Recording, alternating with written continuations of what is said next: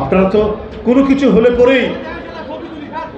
হলে পরেই বিএনপির উপর চাপিয়ে দেন, যুব দলের উপর চাপিয়ে দেন, ছাত্র দলের উপর চাপিয়ে দেন, স্বেচ্ছাসেবক দল বা বিভিন্ন অঙ্গ সংগঠনের উপর চাপিয়ে দেন।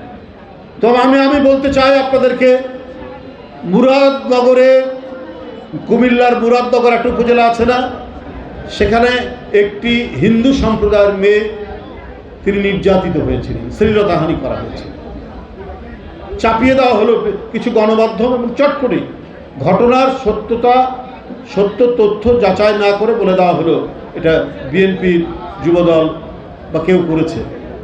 পরে ওই ধর্ষিতা মেয়ের স্বামী বলল যে না, ওইটা বিএনপির কেউ জড়িত ছিল না। এরা কারা ছিল?